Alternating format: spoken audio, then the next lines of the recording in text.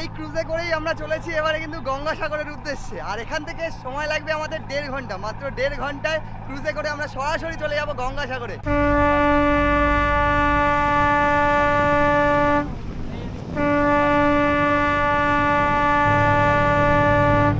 দুর্দান্ত অভিজ্ঞতা, যারাই রয়েছে তারাই কিন্তু ছবি তোলায় ব্যস্ত এবং ভিডিও করতেই ব্যস্ত। আমরা ডায়মন্ড হারবার থেকে উঠছেন প্রথমবার? First time. চা দিয়ে নিয়েছি, অনেকক্ষণ পর চা এলো, তবে এটা এখানে কিন্তু টাকা দিয়ে নিতে হবে, টিকিটের সাথে ইনক্লুডেড নয়। বন্ধুরা, এই হচ্ছে কপিল মুনির আশ্রম, মহাতীর্থের মহামিলন ক্ষেত্রের কেন্দ্রবিন্দু। এই আশ্রমকে কেন্দ্র করেই কিন্তু এত বড় মেলা।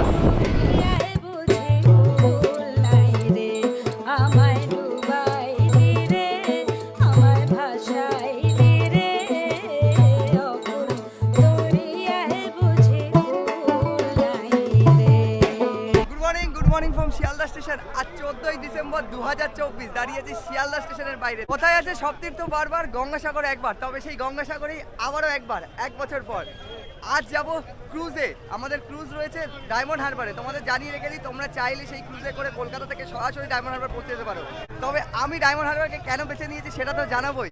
ঘড়িতে এই মুহূর্তে অলরেডি 8:22, 8:57 আমাদের ট্রেন রয়েছে শিয়ালদা থেকে ডায়মন্ড হারবারের উদ্দেশ্যে। ভেতরে প্রবেশ করা যাক এবং বাকি কথা ভেতরে ঢুকে করা হচ্ছে।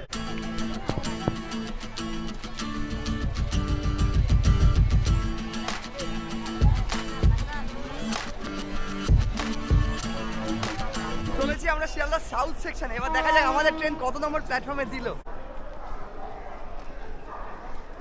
8:47।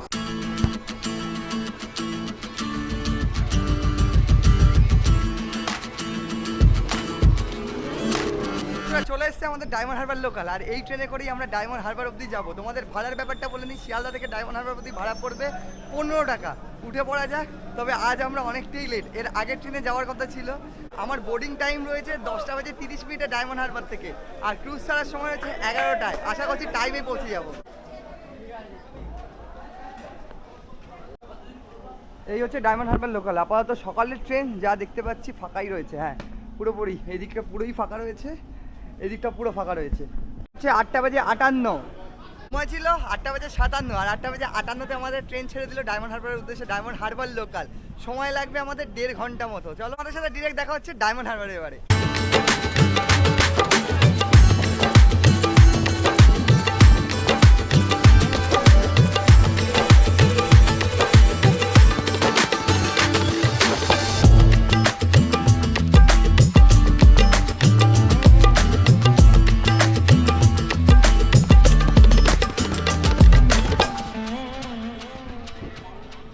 সময় হচ্ছে 10:33।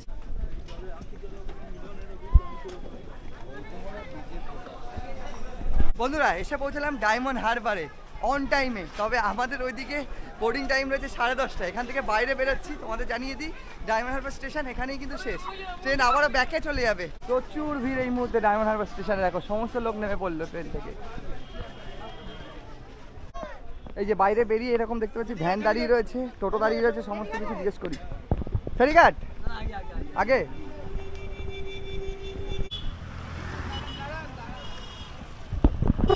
স্টেশন থেকে বাইরে বেরিয়ে আমরা উঠে পড়েছি টোটোতে, আর সময় লাগবে 2 থেকে 3 মিনিট। তোমরা চাইলে হেঁটেই যেতে পারো, অনেকে দেখছি হেঁটেই চলেছে।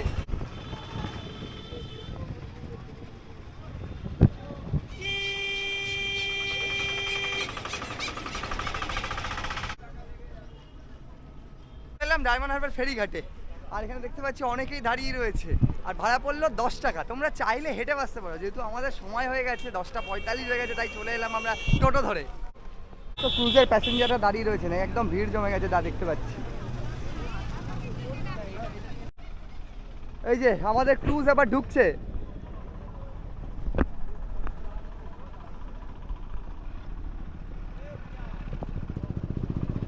বন্ধুরা, এই যে ক্রুজ আমাদের জেটি ঘাটে এই মুহূর্তে দাঁড়াচ্ছে, আর এই ক্রুজটা কিন্তু সোজা কলকাতার মিলেনিয়াম ঘাট থেকেই এলো, যেটা 7:30টায় ছেড়েছিল। আর এখানে অলমোস্ট এই মুহূর্তে 11:15 বাজে।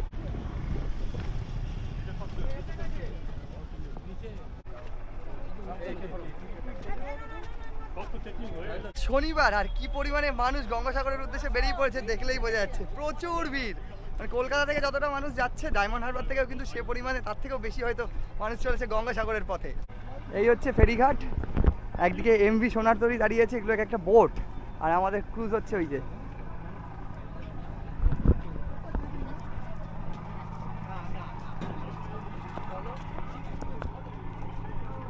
বন্ধুরা এই ক্রুজে করেই আমরা চলেছি এবারে কিন্তু গঙ্গাসাগরের উদ্দেশ্যে, আর এখান থেকে সময় লাগবে আমাদের 1.5 ঘন্টা, মাত্র 1.5 ঘন্টায় ক্রুজে করে আমরা সরাসরি চলে যাব গঙ্গাসাগরে।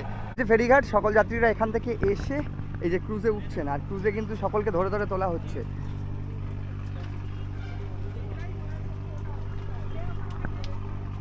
অনেক সিনিয়র সিটিজেনই কিন্তু এই ক্রুজের মাধ্যমে গঙ্গাসাগর আবারও ভ্রমণ করে নিচ্ছে।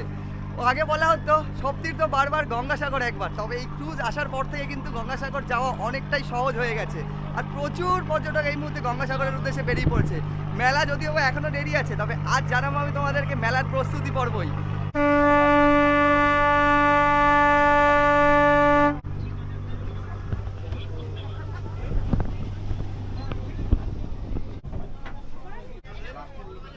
এই হচ্ছে সিটিং অ্যারেঞ্জমেন্ট, এদিকে 3 জন আর এদিকে 4 জন করে, আর এইদিকে রয়েছে সমস্ত সিট নম্বর এবং লাইফ জ্যাকেট, প্রত্যেক যাত্রীর জন্য এদিকে রয়েছে লাইফ জ্যাকেট।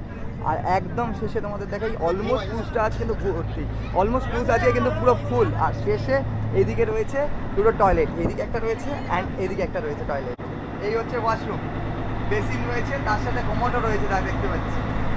ক্রুজের দুটো ভাগে ভাগ রয়েছে, সামনের দিকটা রয়েছে প্রিমিয়াম আর আমরা নিয়েছি ইকোনমি সিট। এখানে সমস্ত নম্বরিং করা আছে, এদিকে 98, 99, SL 100, আর এই হচ্ছে সিটিং অ্যারেঞ্জমেন্ট। আর আমার সিট নাম্বার হচ্ছে 100, আর 100তে 100 মারতে চলেছি। আজ সময় 11:05, আমরা রয়েছি ইকোনমি ক্লাসে। এবার তোমাদের একটু প্রিমিয়াম ক্লাস দেখাই, এটা হচ্ছে সামনের দিকটা, এই হচ্ছে প্রিমিয়াম ক্লাস। যা দেখতে পাচ্ছি মোটামুটি সেম টু সেমই রয়েছে, শুধু এটা সামনের দিকটা রয়েছে ক্রুজের। প্রিমিয়াম আর ইকোনমিতে খুব একটা পার্থক্য দেখতে পাচ্ছি না, শুধু প্রিমিয়ামের সামনের দিকটা মানে ফ্রন্টের দিকটা তোমরা পাবে, আর ইকোনমিটা হচ্ছে মাঝামাঝিটা তোমরা পাবে মানে শেষের দিকটাতে। ইকোনমি ক্লাস অ্যান্ড এইদিকে রয়েছে প্রিমিয়াম ক্লাস সামনের দিকটা, আর এইদিকে রয়েছে একটা টয়লেট, দাদা যা বলছেন। আর উপরে যাওয়ার রাস্তাটা কোন দিকে আছে? আচ্ছা, এখান থেকে যাওয়া যাবে ওপরের দিকে, তোমাদেরকে দেখাই, এখানে সিঁড়ি রয়েছে, এই যে।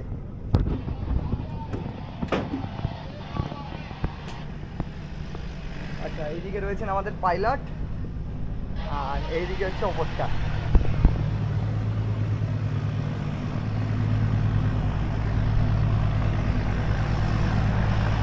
চলে এলাম একদম ওপরে, তোমরা চাইলে এখানে বসে বসেই কিন্তু গঙ্গা বক্ষের মজা নিয়ে নিতে পারো।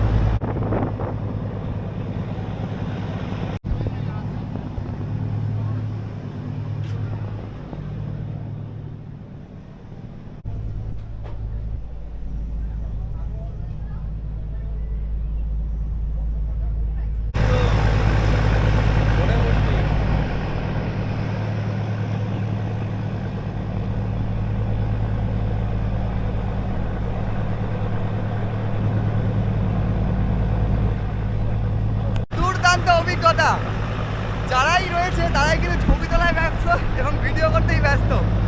অসাধারণ একটা এক্সপিরিয়েন্স। তবে আমরা এই ক্রুজে থাকবো মাত্র 1.5 ঘন্টা, আর 1.5 ঘন্টায় ডায়মন্ড হারবার থেকে আমরা পৌঁছে যাচ্ছি ডিরেক্ট গঙ্গাসাগর।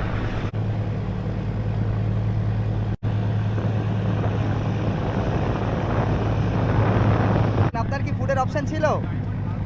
हिंदी। आप फूड का ऑप्शन लिए थे? हाँ, फूड का ऑप्शन। कलकत्ता से आ रहे हैं एकदम मिलेरिया से? कोलकाता से नहीं, यहीं से आए। यहाँ से? हाँ। আচ্ছা আচ্ছা, তো এই হচ্ছে ফুড। ফুডে কি দিয়েছে তোমাদের দেখাই। এখানে হচ্ছে লুচি সবজি রয়েছে 4-5 পিস, আলুর দম, আচ্ছা এদিকে রয়েছে ম্যাঙ্গো, সিঙ্গারা রয়েছে, দুটো মিষ্টি রয়েছে। Yes। আচ্ছা, তোমাদের ফুডের ব্যাপারটা বলে নিই, তোমরা যখন টিকিট কাটবে তখন ফুডটা টিকিটের সাথে ইনক্লুড করে নিতে পারো, আদারওয়াইজ তোমরা কিন্তু এখানে যখন উঠবে, তোমরা যখন বোর্ডিং করবে তখন তোমরা বলে নিতে পারো। চা 10 টাকা খাওয়া যাবে তো? একদম।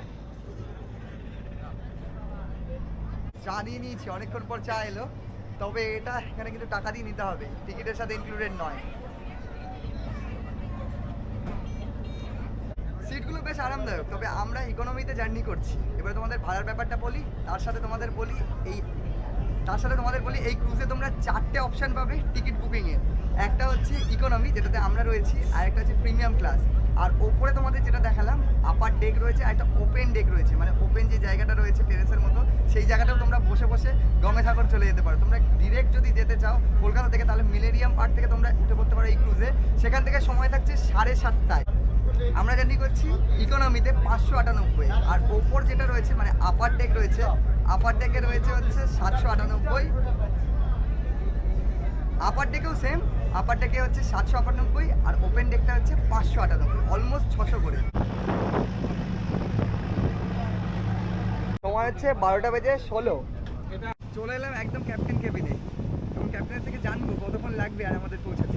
স্যার 12:30 পৌঁছে যাবে? হ্যাঁ, চেষ্টা করছি, কুয়াশার জন্যই লেটটা হয় মেনলি। না কুয়াশার জন্য ওই ঘোড়ামারা ওইখানে একটা চোড়া আছে, ওই আচ্ছা। চোড়াটা পাস করতে গেলে আস্তে আস্তে পাস করতে হয়, তো ওই জন্য 10-15 মিনিট লেট হয়। আচ্ছা আচ্ছা নাল ফিক্স টাইম। আচ্ছা।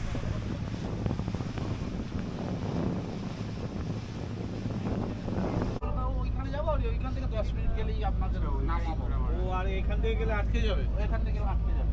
ও আপনি ওই ঘোড়ামারা দিয়ে যাবেন। ওই ধার থেকে যেতে হবে। এটাই ঘোড়ামারা, তাই তো? হ্যাঁ হ্যাঁ, এটাই ঘোড়ামারা। এই যে এটাই হচ্ছে ঘোড়ামারা আইল্যান্ড, তোমাদের দেখাই, এই সম্পূর্ণ আইল্যান্ডটা দেখা যাচ্ছে।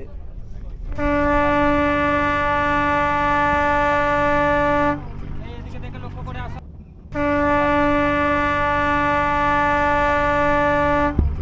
বন্ধুরা এই হচ্ছে ঘোড়ামারা আইল্যান্ড, দেখো একদম ঘোড়ামারা আইল্যান্ডকে পাশে রেখে আমাদের ক্রুজ একদম কার্ভ হয়ে চলে যাচ্ছে গঙ্গাসাগরের দিকে।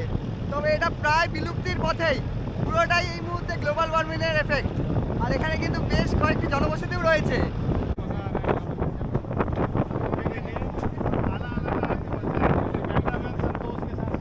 প্রচুর ঢেউ এই জায়গাটায়, প্রচুর ঢেউ। আর এই ঘোড়ামারা আইল্যান্ড থেকে গঙ্গাসাগরের দূরত্ব মাত্র 10 মিনিট, আর 10 মিনিটেই আমরা পৌঁছে যাবো গঙ্গাসাগর। এই যে ঘোড়ামারা আইল্যান্ডের বাড়িঘর দেখা যাচ্ছে, এবং ওইদিকে যা দেখতে পাচ্ছি আমরা প্রচুর জনবসতি রয়েছে যদিও বা।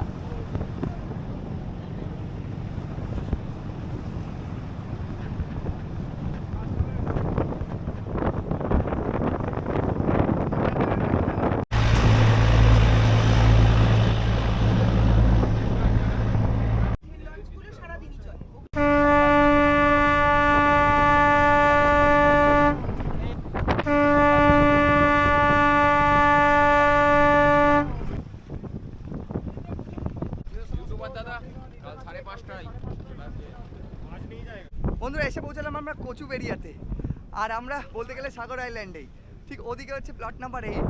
তোমাদের বলে রাখি এই মুহূর্তে এই ক্রুজ স্যাটারডে আর সানডে চলছে, তবে গঙ্গাসাগর মেলা মানে 14-15 জানুয়ারির আগে থেকে কিন্তু তোমরা রোজ দিনই পাবে, মোটামুটি মেলার ওই 5-7 দিন আগে পর্যন্ত। আর স্যাটারডে আজ প্রচুর ভিড়, প্রচুর পর্যটক এই মুহূর্তে গঙ্গাসাগরে চলে এসছে, এবং সকলে নামলো, আমরা অনেকটা পরে নামলাম যদিও বা। এই ক্রুজটা এখানে আবার কিন্তু এখানে থাকবে, এবার কালকে এটা আবার ছাড়বে। তোমাদেরকে প্রাইসের ব্যাপারেও বলে দিয়েছি, তোমাদেরকে ভাড়ার ব্যাপারেও বলে দিয়েছি, এবং বুকিংয়ের ব্যাপারে আরেকবার তোমাদের বলে দিই, তোমরা অফলাইনে যদি বুকিং করতে চাও তাহলে অসপ্রে ইন্ডিয়ার যে নম্বর আছে আমি তোমাদের দিয়ে দিচ্ছি স্ক্রিনে, সেই নম্বরে তোমরা হোয়াটসঅ্যাপ করলেই বুকিং করে নিতে পারো। এছাড়া তোমরা অনলাইনে টিকিট কীভাবে করবে সেটা দেখতেই পাচ্ছ, ওয়েবসাইট নাম সেটা দেখতেই পাচ্ছ তোমরা, booking.ospreyindia.com-এ গিয়ে তোমরা কিন্তু বুকিং করে নিতে পারো। বাইরে বেরোচ্ছি, বাইরে বেরিয়ে এবার সোজা চলেছি কপিল মুনির আশ্রমের দিকে। দেখা যাক এখান থেকে কী কী পরিষেবা রয়েছে। ফার্স্ট টাইম আমি এই কচুবেড়িয়া ঘাট হয়ে যাচ্ছি, এর আগে আমি এসেছিলাম বেনুবন হয়ে, এর আগের বছর। তোমরা ওই বেনুবন হয়েও চলে আসতে পারো।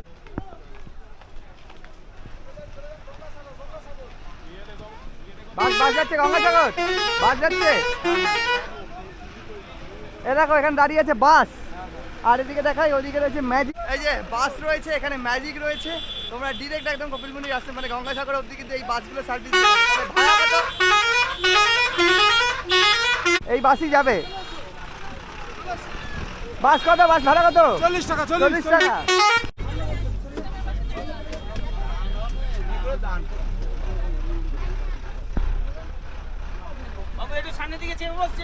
যেহেতু মেলা এখনো শুরু হয়নি, ম্যাজিকের অপশন আছে, তবে লোক হলে তবেই নিয়ে যাবে। বাসে সকলেই উঠে পড়েছে, তাই বাসে উঠে পড়লাম। 40 টাকা দিয়ে এখন চলেছি আমরা একদম গঙ্গাসাগর উদ্দেশ্যে।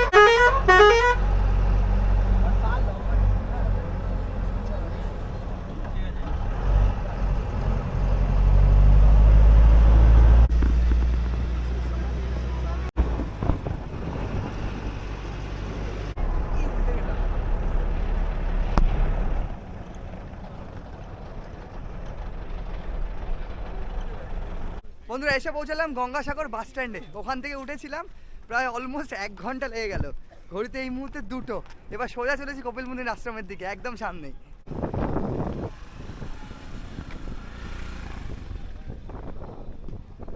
যাবে কপিল মুনির আশ্রম?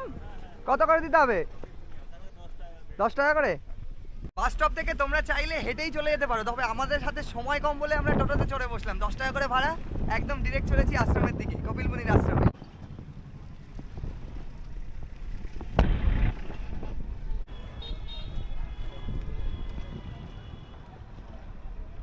বন্ধুরা টোটো করে চলে এলাম একদম কপিল মুনির আশ্রমের সামনে। তবে পায়ে হাঁটলে তোমাদের একটু সময় লাগে, 5 থেকে 7 মিনিট। আর এই যে দেখো, এই হচ্ছে কপিল মুনির আশ্রম। আর এখন থেকেই প্রচুর ভক্ত সমাগম কপিল মুনির আশ্রমে, এই সাগরে। তোমাদের দেখাই একটু আশ্রমটা এবং চারপাশটা কেমন রয়েছে এই মুহূর্তে। বন্ধুরা ফাইনালি এসে পৌঁছালাম আমরা কপিল মুনির আশ্রমে। এটাই হচ্ছে কপিল মুনির আশ্রম। আর এই আশ্রমকে কেন্দ্র করেই এত বড় মেলা, যেখানে মা গঙ্গা সাগরে এসে মিলিত হয়েছে, একদম সাগরেই রয়েছে। সেই জায়গাটা তোমাদের দেখাবো। এবং মন্দিরের সামনে প্রচুর ভক্ত সমাগম এই মুহূর্তে। এখনও তো অনেক দেরি রয়েছে, তবে আগামী 14 থেকে 15ই জানুয়ারি 2025-এ অনুষ্ঠিত হতে চলেছে এই গঙ্গাসাগর মেলা। তার আগে কপিল মুনির আশ্রমে এই মুহূর্তে। বন্ধুরা এই হচ্ছে কপিল মুনির আশ্রম। আর আশ্রমের সামনে প্রচুর ভক্ত সমাগম এই মুহূর্তে। একদিক দিয়ে প্রবেশ করা যাচ্ছে, তোমাদেরকে দেখাই। আর ঠিক আমরা ওই দিকে এলাম। আর এইখানে ভক্তরা এসে এখানে কিন্তু পুজো দিচ্ছেন ঠিক বাইরে, এবং এই দিক দিয়ে এন্ট্রেন্স রয়েছে। প্রবেশ করা যাক মন্দিরের ভেতরে।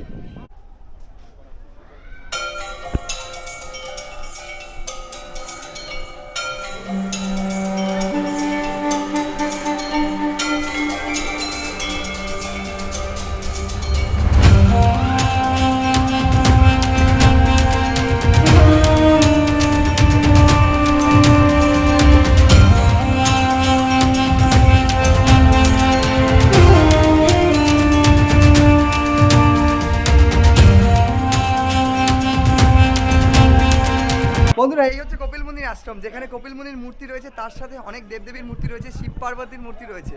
আর এই মুহূর্তে ভিডিও আর ফটো তোলা অ্যালাউ না, তবুও তোমাদেরকে কিছুটা দেখালাম। আমি বাইরে থেকে তোমাদের দেখানোর চেষ্টা করলাম, ভেতরেও গেছিলাম, নিজেও দর্শন করলাম, তোমাদেরকেও দর্শন করানোর চেষ্টা করলাম। এবার সোজা চলেছি সঙ্গমে, মানে যেখানে লোকে স্নান করে এই কপিল মুনিকে দর্শন করে থাকেন, যেখানে মা গঙ্গা সাগরে মিলিত হয়েছেন। বন্ধুরা এটাই হচ্ছে কপিল মুনির আশ্রম, যাকে কেন্দ্র করে বাংলার বুকে গড়ে ওঠে মহাকুম্ভের আয়োজন, যাকে কেন্দ্র করে বাংলায় হয়ে যায় মহাকুম্ভ। হচ্ছে কপিল মুনির আশ্রম। আর কপিল মুনির আশ্রমের একদিকে রয়েছে কপিল মুনি সরোবর। তোমাদেরকে দেখাই, সুন্দর একটি সরোবর রয়েছে। এখানে অনেকেই কিন্তু স্নান করে থাকেন, তবে সামনেই যেহেতু সাগর রয়েছে, আর ওইদিকে রয়েছে বিশ্রামাগার। একটু দেখিয়ে নিই তোমাদের। এই হচ্ছে কপিল মুনি সরোবর, যেখানে মা গঙ্গার একটি প্রতিচ্ছবি রয়েছে, এখানে মূর্তি রয়েছে। আর এখানে প্রচুর মাছ রয়েছে, আমি যা দেখতে পাচ্ছি, দেখো প্রচুর মাছ। পুণ্যার্থীরা এই কপিল মুনির আশ্রমে এলেই সরোবরেও আসেন, এবং সামনে দেখতে পাচ্ছি এখন থেকেই ভক্ত সমাগম হতে শুরু করেছে। এবার সোজা চলেছি একদম সাগরের দিকে। এই হচ্ছে কপিল মুনির আশ্রম, এবং আশ্রম থেকে আমরা এবারে যাচ্ছি একদম সোজা। এই যে সোজা দেখা যাচ্ছে, ওটাই কিন্তু সমুদ্র রয়েছে।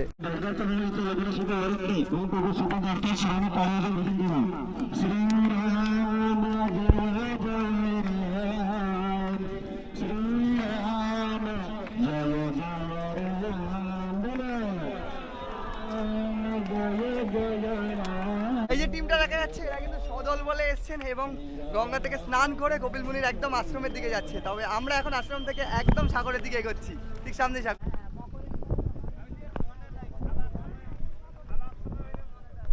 বন্ধুরা এসে পৌঁছালাম একদম সাগর তটে। আর এখানে বহু ভক্তরা নেমে পড়েছে এই পুণ্য জায়গাতে, পুণ্য ভূমিতে স্নান করতে। হচ্ছে তটভূমি, আর এই তটভূমি থেকে সামনেই রয়েছেন এখানে মা গঙ্গা, যেখানে মা গঙ্গা সাগরে মিলিত হয়েছেন।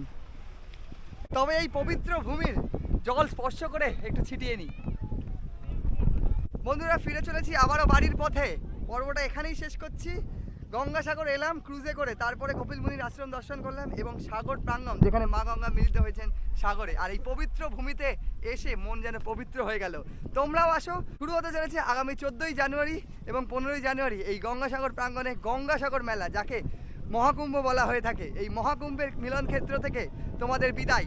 দেখা হচ্ছে নেক্সট পর্বে, নেক্সট কোনো এপিসোডে। ততদিন ভালো থাকো, সুস্থ থাকো, দেখতে থাকো রাইজিং জার্নি। টাটা।